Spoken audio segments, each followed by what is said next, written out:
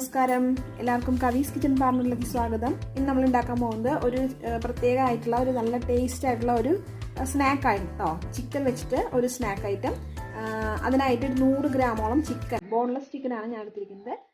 കഴുകി വൃത്തിയാക്കി വെച്ചിട്ടുണ്ട്. ഇനി നമുക്ക് ഇതിനെ മിക്സിയുടെ ചെറിയ ജാറിലിട്ടിട്ട് നന്നായി ഒന്ന് മിക്സ് ചെയ്തെടുക്കണം.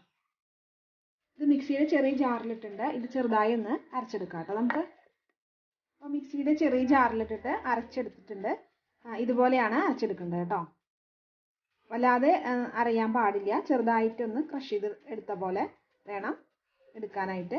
ഇതിലേക്ക് ആവശ്യമുള്ള മസാലക്കൂട്ടുകൾ, ഇതിൽ അരച്ചെടുക്കാനുള്ള മസാല എന്ന് പറഞ്ഞാൽ 2 ചെറിയ കഷ്ണം ഇഞ്ചിയാണ് എടുത്തിരിക്കുന്നത്.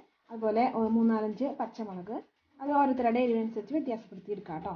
അതുപോലെ തന്നെ 10-15 വെളുത്തുള്ളി, അതേ അളവിൽ തന്നെ ചുവന്നുള്ളി നമ്മൾ എടുക്കണം. ചുവന്നുള്ളി കേട്ടോ എടുക്കണം. നമുക്ക് മിക്സിയുടെ ചെറിയ ജാറിൽ തന്നെ ഇത് അരച്ചെടുക്കാം.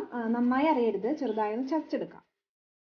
ഇതിൽ ഒരു കൈപ്പിടിയോളം ഒരു സ്പൂണോളം പെരുംജീരകം കൂടി ചേർക്കാണ്. പെരുംജീരകം ചേർത്തിട്ട് അതൊന്ന് ചെറുതായിട്ടൊന്ന് ക്രഷ് ചെയ്ത് വരാം കേട്ടോ. ഒരു പാത്രത്തിലേക്ക് ക്രഷ് ചെയ്ത് വെച്ചിരിക്കുന്ന ചിക്കൻ എടുത്ത് വെച്ചിട്ടുണ്ട്. ഇതിലേക്ക് നമ്മൾ അരച്ച് വെച്ചിരിക്കുന്ന മസാലക്കൂട്ട് ചേർത്ത് കൊടുക്കാം. ഇതിലേക്ക് ക്രഷ് ചെയ്ത കുരുമുളക് 1 സ്പൂണോളം ഇട്ട് കൊടുക്കാം. ആവശ്യത്തിന് ഉപ്പ് ചേർത്ത് കൊടുക്കാം.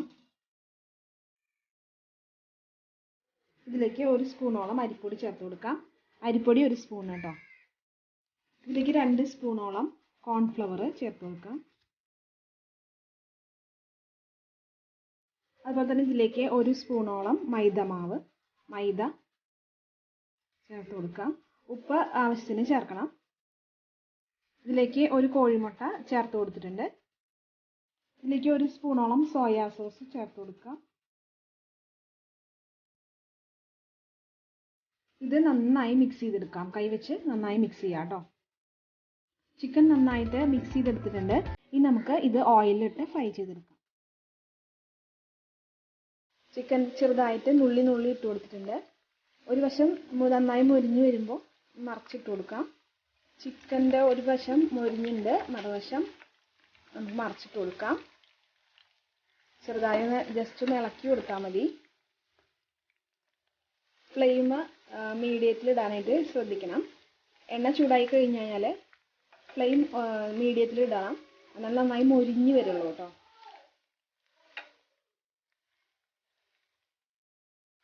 ചിക്കനൊക്കെ നന്നായി മൊരിഞ്ഞ് വന്നിട്ടുണ്ട് കേട്ടോ. കുറച്ചുകൂടി മൊരിയാനുണ്ട്. കുട്ടികൾക്കും അതുപോലെ മുതിർന്നവർക്കും ഒരുപോലെ കഴിക്കാം കേട്ടോ. അധികം സ്പൈസി അല്ല, കുട്ടികൾക്കൊക്കെ ഇഷ്ടമാവും ചെയ്യും. സോസിൻ്റെ കൂടെ ആയാലും മയണൈസിൻ്റെ കൂടെ ആയാലും നന്നായി കഴിക്കാതെ. ചിക്കൻ ഇപ്പോൾ റെഡി ആയിട്ടുണ്ട്. അപ്പോൾ നമുക്കിത് ഓയിലിൽ നിന്ന് മാറ്റുക കേട്ടോ. ബാക്കിയുള്ളതും കൂടി നമുക്കിതിലിട്ട് ഫ്രൈ ചെയ്തെടുക്കാം. ഇത് റെഡി ആയിട്ടുണ്ട്. ഇത് മാറ്റാം. ബാക്കിയുള്ള ചിക്കനും കൂടി ഞാൻ ഇട്ട് കൊടുത്തിട്ടുണ്ട്. നന്നായി ഫ്രൈ ആയിട്ട് വന്നിട്ടുണ്ട്. അപ്പോൾ അവസാനമായിട്ട് നമ്മൾ ഫ്രൈ ചെയ്തെടുക്കുമ്പോൾ ഇതിലേക്ക് കുറച്ച് കറിവേപ്പിലയും കൂടി ഇട്ട് കൊടുക്കാം.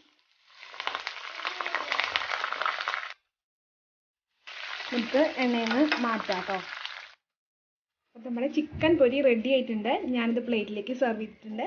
എല്ലാവർക്കും ഇഷ്ടപ്പെട്ട് കാണുമെന്ന് വിചാരിക്കുന്നു. ഞാനിതിൽ കുറച്ച് വറ്റൽമുളകും കറിവേപ്പിലയും വറുത്ത് ഇട്ടിട്ടുണ്ട്. അപ്പോൾ എല്ലാവരും വീട്ടിൽ ട്രൈ ചെയ്ത് നോക്കണം. കുട്ടികൾക്കായാലും മുതിർന്നവർക്കായാലും ഒരുപോലെ ഇഷ്ടപ്പെടുന്ന ഒരു സ്നാക്കാണിത്. അപ്പോൾ വീട്ടിലെല്ലാവരും ട്രൈ ചെയ്യണം. അതുപോലെ തന്നെ നമ്മുടെ ചാനൽ ഇഷ്ടപ്പെടുകയാണെങ്കിൽ ലൈക്ക് ചെയ്യാനും കമൻറ്റ് ചെയ്യാനും മറക്കരുത് കേട്ടോ. അപ്പോൾ നമ്മുടെ ചാനൽ സബ്സ്ക്രൈബ് ചെയ്യാൻ മറക്കരുത്. അടുത്ത വീഡിയോ ആയിട്ട് കാണുന്നവരെ എല്ലാവർക്കും ബൈ.